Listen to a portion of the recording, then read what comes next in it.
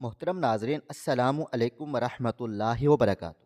رات کے وقت جب پورے گھر میں سناٹا چھا گیا تو میں نے سوچ لیا کہ اب یہی وقت ہے، مجھے اس گھر سے نکل جانا چاہیے، ورنہ میری زندگی جو پہلے ہی آسان نہ تھی اب اور زیادہ مشکلات میں گر جائے گی، اور میں ایک ایسے بندھن میں بندھ جاؤں گی جو میں نے کبھی خواب و خیال میں بھی نہ سوچا ہوا تھا۔ میں تو یہ سوچ رکھا تھا کہ کبھی نہ کبھی میری زندگی میں کوئی تبدیلی آئے گی اور میں خوش و خرم زندگی گزاروں گی کہ زندگی کی خوشیوں پر میرا بھی حق ہے۔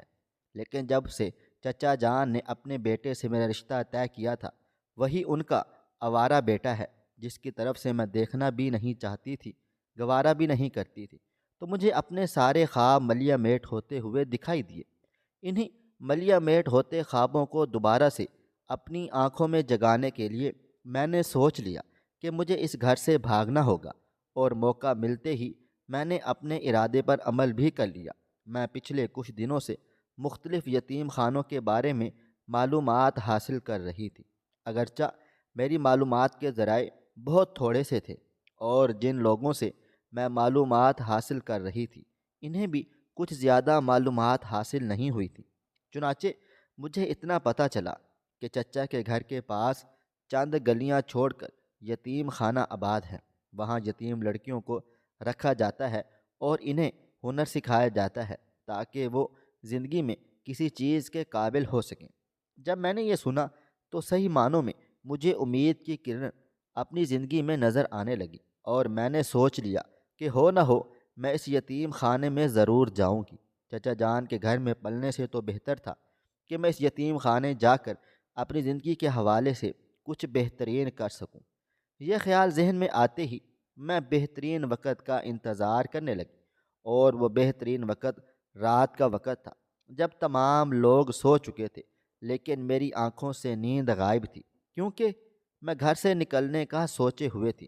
میں نے اپنا چھوٹا سا بیگ باندھا تھا اور اسے اپنی پلنگ کے نیچے چھپا دیا تھا تاکہ کسی کی نظر نہ پڑے، اور جیسے ہی رات کے 12 بجے گھر میں سناٹا چھا گیا تو میں نے ایک بڑی سی چادر اوڑھ لی اور اپنی وجود کو ایک چادر کے پیچھے چھپا کر آہستہ آہستہ قدموں سے گھر کی دہلیز پار کر گئی تھی۔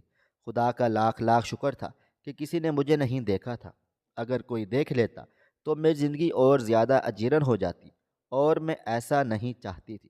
مطلوبہ جگہ پہنچ کر میں نے اپنا نام بتایا تھا تو وہ لوگ پہلے تو حیران ہو گئے کہ رات کے اس وقت کوئی لڑکی آنے کا کیا مقصد، کیا مطلب ہو سکتا ہے۔ لیکن میں نے انہیں جب بتایا کہ میں مظالم سے تنگ آ کر اپنے گھر سے بھاگی ہوں اور یتیم ہوں، تو انہوں نے مجھے اندر آنے کی اجازت دے دی اور کہا کہ صبح جب انچارج جائے گا تب آپ ان سے بات کیجیے گا، اس کے بعد ہی آپ کا مکمل طور پر یہاں داخلہ ہو سکتا ہے۔ ان کی بات سن کر میں مطمئن ہو گئی تھی، اگلی صبح کا انتظار کرنے لگی۔ شکر تھا کہ انہوں نے مجھے یتیم خانے میں جگہ دے ڈالی تھی۔ میں وہاں دوسروں کے ساتھ بیٹھی ہوئی تھی۔ یہ اطمینان تھا کہ اب کوئی مجھے نہیں ڈھونڈے گا۔ ویسے بھی میں ان کے لیے کسی بوجھ سے کم نہ تھی۔ زندگی بہت زیادہ مشکل تھی، قدم قدم پر دل چاہتا کہ اپنی زندگی کا ایک خاتمہ کر لوں، لیکن خیر میں نے حرام موت کو گلے نہیں لگایا تھا اور وہاں یتیم خانے میں آ گئی تھی۔ لیکن مجھے نہیں پتا تھا کہ میں اپنی زندگی کی سب سے بڑی غلطی کر بیٹھی ہوں، اور میں نے اپنی زندگی میں ایک انتہائی بے وقوفانہ اور احمقانہ فیصلہ کیا ہے کہ چچا کے گھر میں پھر بھی ان کی چار دیواری میں محفوظ تھی، لیکن اب جو میں نے چنا تھا شاید وہاں میری قسمت کا کچھ اور ہی فیصلہ ہونا تھا۔ جیسے ہی صبح کا سورج طلوع ہوا اور یتیم خانے کا انچارج اندر تشریف لانے لگا تو میں یہ دیکھ کر حیران رہ گئی کہ وہ خوبصورت سا نوجوان تھا۔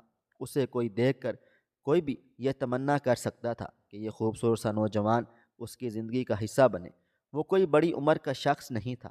چنانچہ جب کاؤنٹر والے نے میری طرف اشارہ کر کے یتیم خانے کے انچارج کو میرے حوالے سے معلومات دی تو وہ باقاعدہ طور پر مجھ سے ملنے چلا آیا، اور پہلی ہی ملاقات میں مجھے ایک ایسی بات کہی جس سے سن کر میرے پیروں تلے سے زمین ہی نکل گئی تھی۔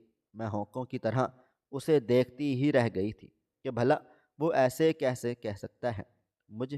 میں 18 سال کی تھی، لیکن اس کی باتیں سن کر میرے کانوں سے دھواں نکلنے لگا تھا اور میری آنکھوں سے ٹپ ٹپ آنسو بہنے لگے تھے۔ میں اپنی زندگی سے کیا کر بیٹھی تھی اور اپنی زندگی سے کیسا کھیل کھیل بیٹھی تھی۔ کاش میں یہ سب کچھ نہ کرتی۔ مجھے رونا آنے لگا اور میں وہیں بیٹھ کر زاروں قطار رونے لگی۔ اس نے مجھے ایک ایسی بات کہی تھی جس کا میں نے کبھی تصور بھی نہیں کر سکتی تھی، نہ میں نے کبھی سوچا تھا۔ لیکن اب کیا کر سکتی تھی کہ میں نے اپنی زندگی کا یہ فیصلہ لے لیا تھا۔ اب جو بھی کرنا تھا مجھے سوچ سمجھ کر کرنا تھا، لیکن کیا کرنا تھا یہ ابھی مجھے خود بھی سمجھ نہیں آ رہا تھا۔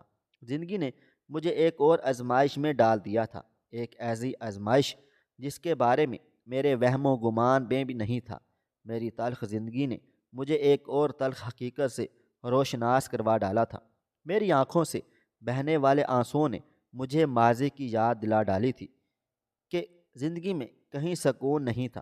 جب سے ہوش سنبھالا تب سے خود کو ظالموں کے درمیان ہی پایا تھا۔ مجھے بچپن کا کچھ حصہ یاد تھا۔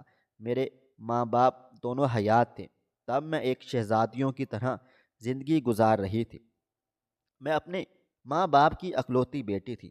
میرے والدین کا تعلق متوسط طبقے سے تھا اور چونکہ میں اکلوتی اولاد تھی، انہوں نے میری کسی بھی فرمائش میں کوئی کمی بیشی نہ کی، بلکہ میرے منہ سے نکلنے سے پہلے ہی میری فرمائش پوری ہو جاتی تھی۔ لیکن میری اس خوبصورت اور حسین زندگی کی عمر بہت زیادہ کم تھی۔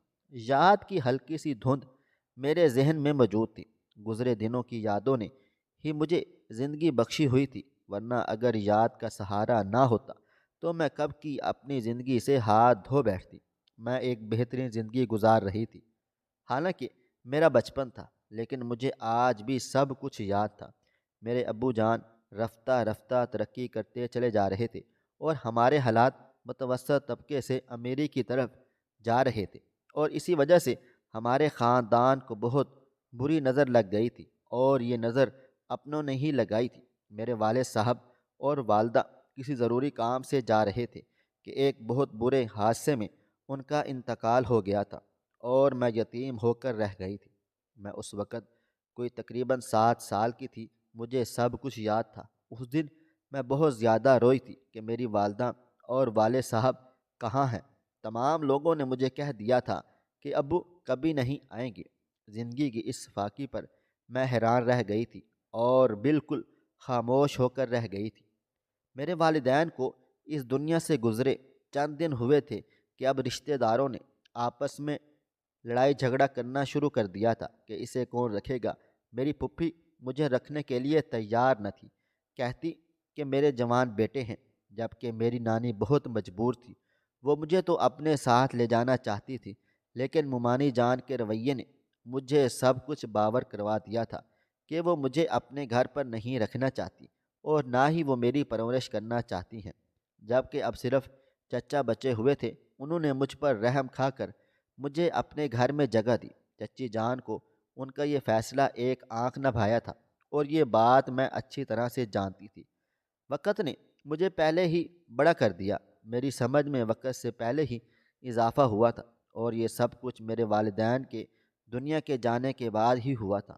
میں بہت دل برداشتہ ہو گئی تھی اور بالآخر چچا کے ساتھ رہنے لگی۔ میں یتیم ہو گئی تھی اور میرے ساتھ تمام لوگ یتیموں والا سلوک ہی کیا کرتے تھے۔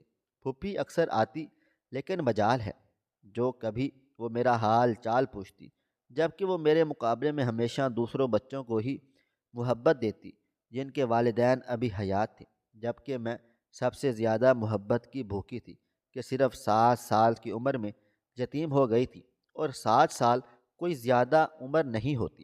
ابھی تو بچہ سیکھنے سمجھنے کی عمر میں ہی ہوتا ہے، لیکن میں وقت سے پہلے ہی تمام رشتہ داروں کی نیتوں سے خوب واقف ہو گئی تھی۔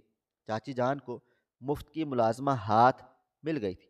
انہوں نے سب سے پہلے میری پڑھائی چھڑوائی تھی اور صاف اور واضح طور پر مجھے کہہ دیا تھا کہ میرا شوہر اتنا نہیں کماتا کہ اپنے بچوں کے ساتھ ساتھ تجھے بھی پال پوس سکے۔ یہ تو اس کی نیکی ہے کہ اس نے تجھے میرے گھر میں رکھا ہوا ہے۔ یہ میرا گھر ہے، یہاں میرا فیصلہ ہی چلے گا، میری حکومت ہی ہے۔ چنانچہ میری حکومت میں رہتے ہوئے کوئی میرے فیصلے کی خلاف ورزی نہیں کر سکتا۔ تو پڑھائی نہیں کرے گی کہ پڑھ لکھ کر تو ویسے بھی کوئی تیر نہیں مارنا، ہانڈی چولہا ہی کرنا ہے، اور جب وقت آئے گا تب تجھے تیرے گھر کا بھی کر دیں گے۔ یہی تیری زندگی پر ہمارا بہت بڑا احسان ہوگا۔ چچی جان کی 2 بیٹیاں تھیں اور 3 بیٹے تھے۔ وہ سب کے سب مجھ سے بڑے تھے۔ ہونا تو یہ چاہیے تھا کہ وہ مجھے سنبھالتے، میری دل جوئی کرتے، لیکن انہوں نے مجھے مفت کی ملازمہ سمجھ لیا تھا۔ سب اپنا سارا کام کاج میرے حوالے کر کے چلے جاتے، اور میں ان کا کام کر کر کے تھک جاتی تھی۔ 10 سال کی عمر میں ہی میں گھر کے سارے کام کاجوں میں طاق ہو گئی تھی۔ یہ چچی جان کی بدولت ہی ہوا تھا۔ انہیں مفت کی ملازمہ ہاتھ لگی ہوئی تھی، چنانچہ انہوں نے مجھے ہر کام میں تابعدار کر دیا، اور پھر خود اور ان کی بیٹیاں آرام سکون کیا کرتی تھی۔ بیٹے بھی آوارہ تھے، کسی کام کاج کے نہیں تھے۔ سب سے بڑا بیٹا سمجھدار تھا تو وہ بیرون ملک روانہ ہو گیا تھا، جبکہ دوسرا بیٹا انتہائی نکما، آوارہ اور بد نیت تھا۔ میں جیسے جیسے بڑی ہوتی گئی تو مجھے اس کی نیت کے بارے میں علم ہوتا گیا۔ وہ بلا وجہ مجھ سے فری ہونے کی کوشش کرتا۔ اس کی یہ بے تکلفی مجھے ایک آنکھ نہ بھاتی۔ جب اکیلا دیکھ کر میرے پاس آ کر باتیں کرنے بیٹھتا تو میرا دل چاہتا کہ میں اس کا منہ توڑ دوں اور اسے اس کی اوقات یاد دلا دوں، لیکن میں خود ان کے ٹکڑوں پر پل بڑھ رہی تھی، ان کے رحم و کرم پہ تھی۔ میں صرف ایسا سوچ سکتی تھی، عمل کرنے کا تو خیال بھی ذہن میں نہیں لا سکتی تھی۔ دن یوں ہی گزرنے لگے۔ میں بہت زیادہ احتیاط کے ساتھ رہتی۔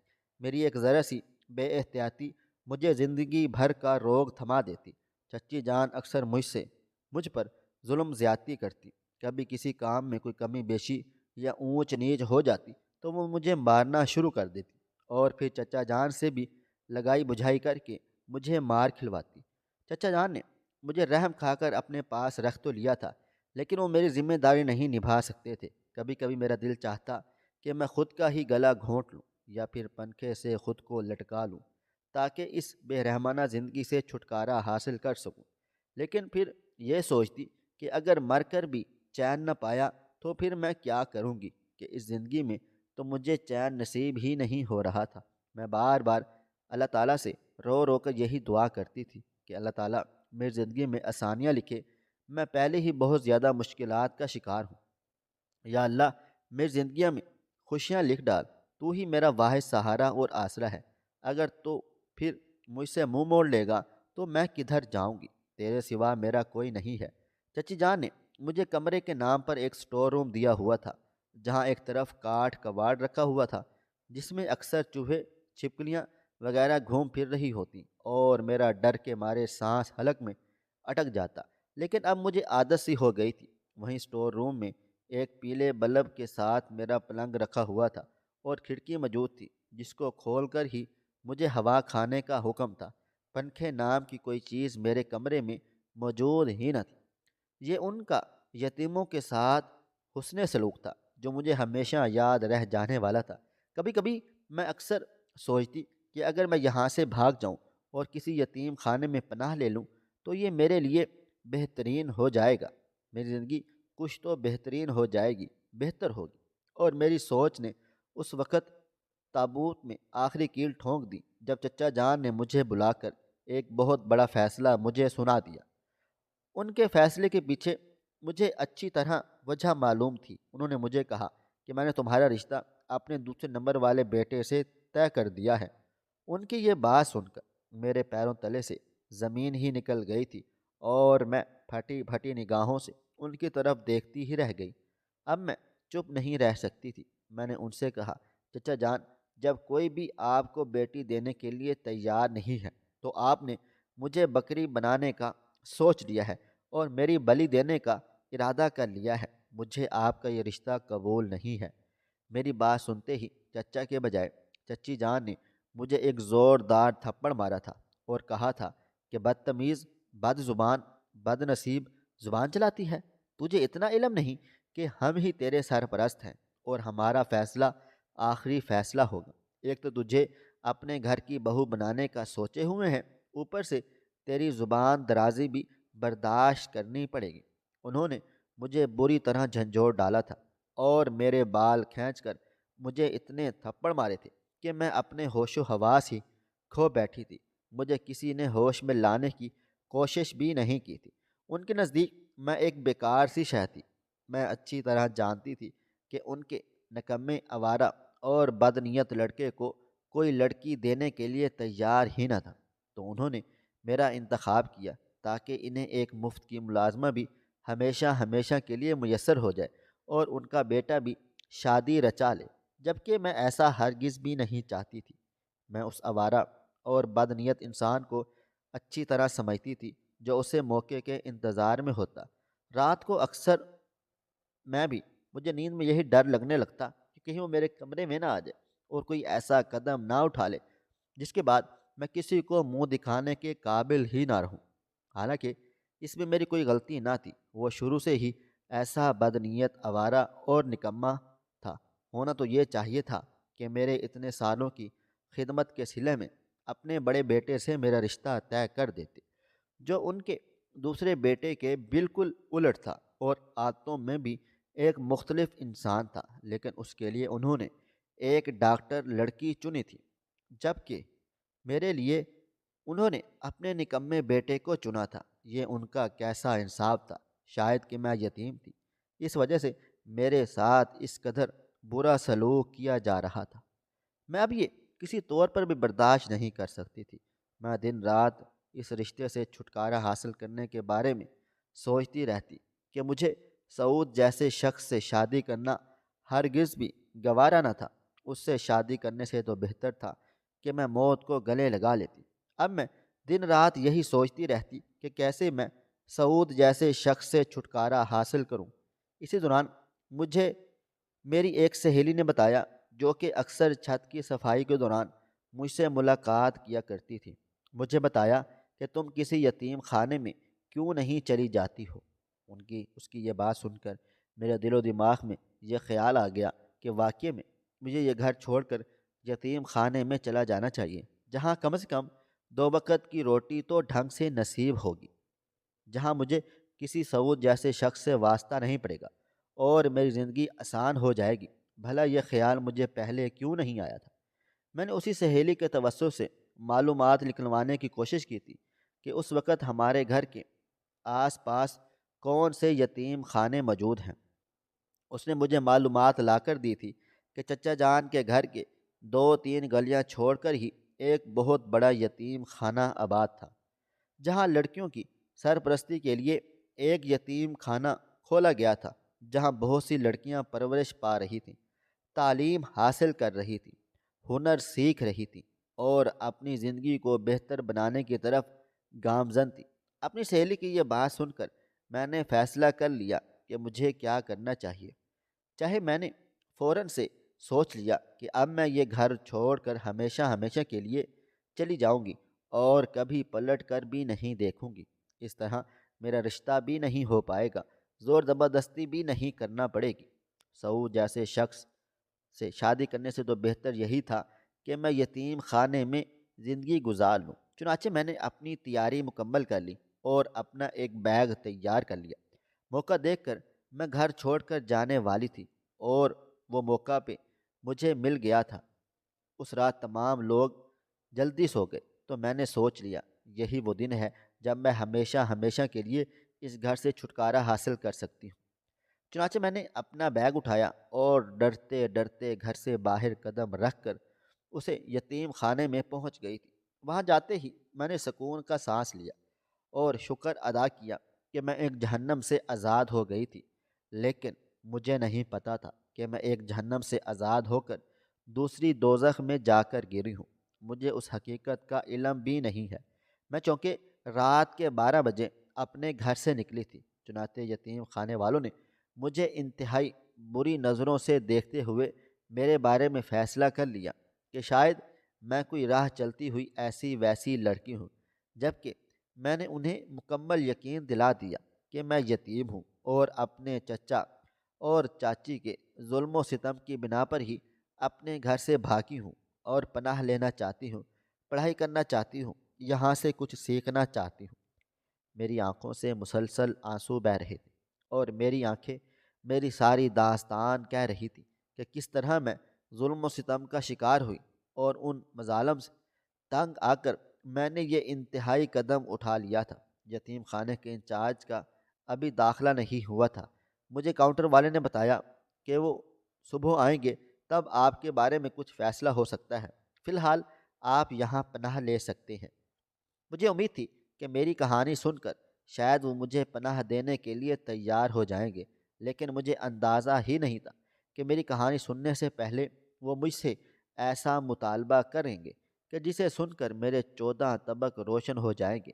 یہاں میں یہ بات بتاتی چلوں کہ میں انتہائی خوبصورت لڑکی تھی، میری نیلی آنکھیں تھیں، لیکن یتیمی میں زندگی گزارنے کی بنا پر میری خوبصورتی کو داغ لگ گیا تھا، اور میں خود پر اتنی توجہ نہیں دے پائی تھی۔ لیکن مجھے نہیں پتا تھا کہ میری خوبصورتی کسی کو میرا اس قدر دیوانہ کر سکتی ہے۔ کیا یہ واقعی میں میری خوبصورتی تھی یا کچھ اور تھا؟ میں کچھ بھی اندازہ نہ کر پائی تھی۔ اگلی صبح روشن ہوئی تو یتیم خانے کے انچارج صاحب تشریف لے آئے، اور انہیں دیکھ کر میں دنگ رہ گئی تھی۔ وہ کوئی بڑی عمر کے آدمی نہیں، بلکہ کوئی خوبصورت سا نوجوان تھا جو یتیم خانے کا انچارج تھا۔ اس نے جب مجھے دیکھا تو چند لمحے دیکھتا ہی رہ گیا، اور پھر میری طرف بڑھ کر کہنے لگا کہ آپ کون ہیں؟ یہاں کیا کر رہی ہیں؟ میں نے روتے ہوئے اسے ساری داستان، ساری کہانی سنا ڈالی۔ اس نے مجھ سے کہا کہ یہاں رہنے کے کچھ اصول ہیں، اور آپ کو یہاں کے اصولوں کے مطابق ہی چلنا ہے۔ ان کی بات سن کر میں نے فوراً سے کہا کہ میں اصولوں کے خلاف ورزی ہرگز بھی نہیں کروں گی، میں ایسی لڑکی نہیں ہوں۔ تو اس نے میرے کان کے قریب ایک ایسی سرگوشی کی جسے سن کر میں بری طرح اچھل پڑی، اور اس نے مجھ سے کہا کہ یہاں کچھ لو اور کچھ دو کے اصول پر رہنا پڑتا ہے۔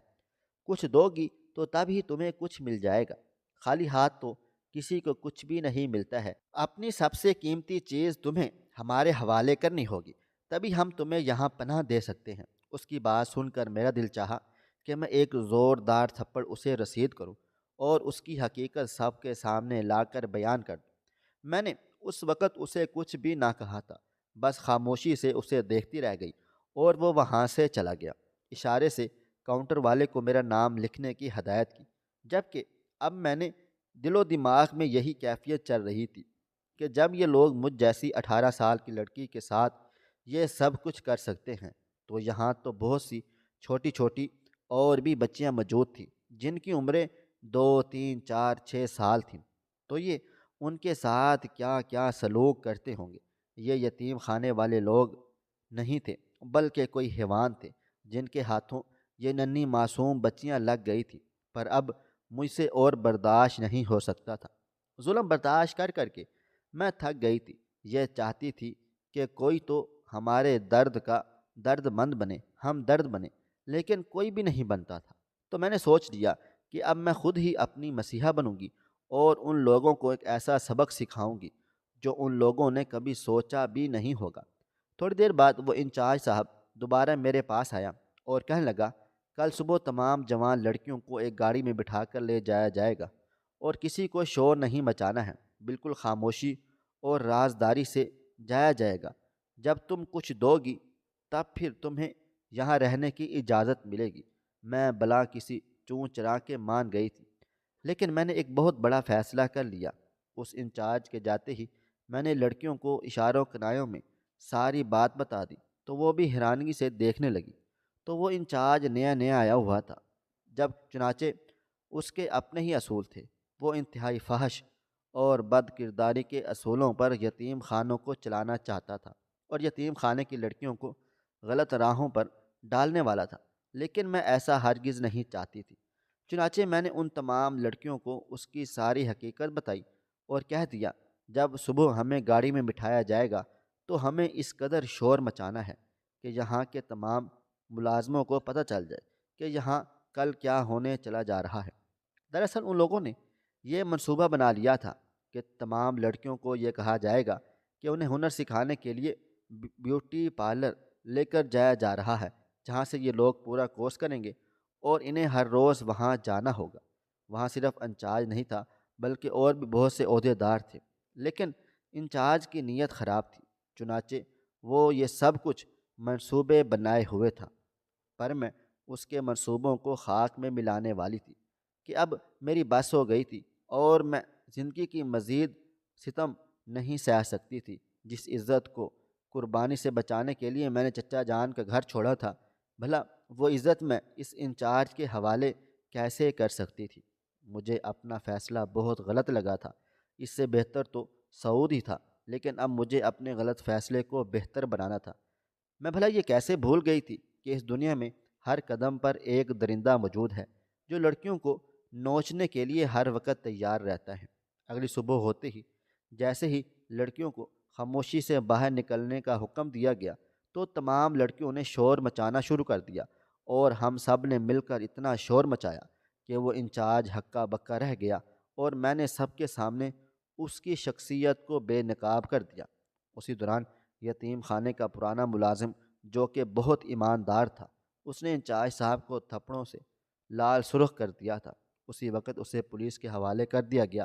وہ میری طرف بڑھا اور کہنے لگا، بیٹی میں نے تمہیں آج سے پہلے یہاں نہیں دیکھا، تم کون ہو؟ میں نے اسے اپنی ساری کہانی سنائی تو وہ بہت خوش ہوا اور کہنے لگا، تمہاری جگہ اس یتیم خانے میں نہیں، بلکہ تم آج سے میری بہو ہو۔ میرا ایک اکلوتا بیٹا ہے، لیکن اسے پاؤں میں ایک معذوری ہے، وہ لڑکھڑا کر چلتا ہے، باقی تمہاری مرضی ہے۔ میں عزت سے تمہیں اپنے گھر کی بہو بنانا چاہتا ہوں۔ میری بیوی بھی ہے، وہ تمہاری بہت عزت کرے گی، تمہیں پیار محبت سے رکھے گی۔ کیا تم ایسے گھرانے میں رہنا چاہتی ہو جو تمہیں عزت دے، محبت دے، پیار دے اور تمہاری قدر و قیمت کرے؟ یہ سب کچھ میرے لیے کسی معجزے سے کم نہ تھا۔ میں وہیں زاروں قطار رو پڑی اور ان سے کہہ بیٹھی کہ میں بھی زندگی کے سکون کی تلاش میں ہوں۔ میں یہ چاہتی ہوں کہ میری زندگی میں سکون آ جائے اور میں ایک بہترین زندگی گزار سکوں۔ انہوں نے مجھے آگے بڑھ کر سہارا دیا اور کہنے لگے، تم ابھی اور اسی وقت میرے ساتھ میرے گھر چلو۔ میں ان کے گھر گئی تو وہاں یہ دیکھ کر میری خوشی کی انتہا ہی نہ رہی تھی کہ وہ گھر کوئی اور نہیں بلکہ میری سہیلی کا گھر تھا، جو میری بچپن کی دوست تھی اور اکثر اوقات مجھے شدت سے یاد بھی آیا کرتی تھی۔ وہ میرے اسکول میں بھی میرے ساتھ پڑھا لکھا کرتی تھی۔ والدین کے انتقال کے بعد جب میرا اسکول چھوٹ گیا تھا تب بھی اس نے مجھے یاد رکھا ہوا تھا۔ اب اچانک سے اسے وہاں دیکھ کر مجھے بے پناہ خوشی ہوئی تھی۔ وہ معذور لڑکا اسی کا بھائی تھا جس سے میرا بیاہ ہونے جا رہا تھا، لیکن مجھے اس کی معذوری سے کوئی غرض نہ تھی، کیونکہ وہ نیک شریف تھا اور مجھے اپنی زندگی میں اپنانے کے لیے بالکل تیار تھا۔ میری زندگی حسین خوبصورت ہونے والی تھی، بالکل ویسے ہی جیسے میں نے سوچا تھا۔ اس میں روپے پیسے کی کوئی اہمیت نہ تھی، بلکہ سکون اور پیار محبت کی اہمیت تھی، اور مجھے اللہ تعالیٰ نے میری توقع کے مطابق بلکہ اس سے کئی گنا زیادہ نوازا تھا، اور میں اس کی بے حد شکر گزار تھی۔ میں اس بات کی بھی شکر گزار تھی کہ چچا جان کے گھر سے میری جان چھوٹ گئی اور اس یتیم خانے کے انچارج کو بھی اللہ تعالیٰ کی مدد سے میں نے شکست دے دی۔ اب میں خوشی کے آنسو رو رہی تھی۔ چند دنوں میں ہی میرا نکاح ہو گیا، اور یوں میں یتیم لڑکی جس کی کہانی اپنے چچا جان کے گھر سے شروع ہوئی تھی اور یتیم خانے پر ختم ہونے والی تھی، وہیں سے دوسری کہانی نے جنم لے لیا تھا، اور میں یتیم خانے کے پرانے ملازم کی بہو بن کر ان کے گھر کی رونق میں اضافہ کیے ہوئے تھی کہ بقول میرے شوہر کے تمہارے آنے سے ہمارے گھر کی خوشیوں میں اضافہ ہو گیا ہے۔ میں امید چھوڑ بیٹھا تھا کہ مجھ معذور سے کون لڑکی شادی کرے گی، تم نے مجھ سے شادی کر کے ثابت کر دیا ہے کہ انسان کی ظاہری شکل و صورت کوئی بھی اہمیت نہیں رکھتی، جبکہ انسان کی سیرت صورت ہی سب سے زیادہ اہمیت کی حامل ہے۔ وہ میرے حق میں بہت سے اچھے شوہر ثابت ہوئے، اور یوں میری زندگی میں میری توقع کے مطابق ہی اللہ تعالیٰ نے خوشیاں لکھ ڈالی تھیں۔ انسانیت ایک ایسا وصف ہے جو انسان کو دیگر مخلوقات سے ممتاز بنا دیتا ہے۔ یہ وہ خصوصیت ہے جو انسان کے دل میں دوسروں کے لیے محبت، ہمدردی اور خیر خواہی کا جذبہ پیدا کرتی ہے۔ انسانیت کا مطلب ہے کہ ہم دوسروں کی تکلیف کو اپنی تکلیف سمجھیں اور ان کی مدد کریں، ان کے دکھوں کو کم کرنے کی کوشش کریں۔ انسانیت کی سب سے بڑی مثال ہمیں ہمارے پیارے نبی کریم حضرت محمد صلی اللہ علیہ وآلہ وسلم کی زندگی میں ملتی ہے، جنہوں نے ہمیشہ غریبوں، یتیموں اور مسکینوں کا خیال رکھا۔ قرآن پاک میں بھی انسانیت کی تعلیم دی گئی ہے اور ہدایت کی گئی ہے کہ ہم ایک دوسرے کے حقوق کا خیال رکھیں، عدل و انصاف کریں اور محتاجوں کی مدد کریں۔ آئیں ہم سب لوگ یہ عہد کرتے ہیں کہ ہم اپنی زندگی میں انسانیت کو اولین ترجیح دیں گے اور دوسروں کی مدد کریں گے اور ایک بہتر معاشرے کے قیام میں اپنا حصہ ڈالیں گے۔ یہی انسانیت کی اصل روح ہے اور یہی ہماری دنیا کو ایک بہتر جگہ بنا سکتی ہے۔ خواہش صرف اتنی ہے کہ کچھ الفاظ لکھوں جس سے کوئی گمراہی کے راستے پہ جاتے جاتے رک جائے، اور نہ بھی رکے تو سوچ میں ضرور پڑ جائے۔ پیارے دوستوں، امید کرتا ہوں کہ آپ کو یہ ہماری کہانی پسند آئی ہوگی۔ ہماری آج کی کہانی پسند آئی ہو تو ویڈیو کو لائک کریں، کومنٹس کریں، شیئر کرنا بالکل بھی نہ بھولیں۔ اور ہاں، اگر آپ لوگ اس چینل پر نئے ہیں تو اس چینل کو سبسکرائب ضرور کر لیجئے گا اور نوٹیفیکیشن کو ضرور دبا دیجئے گا تاکہ آنے والی کہانی سب سے پہلے آپ کو مل سکے۔ ملتے ہیں کل ایک نئی اور دلچسپ کہانی کے ساتھ۔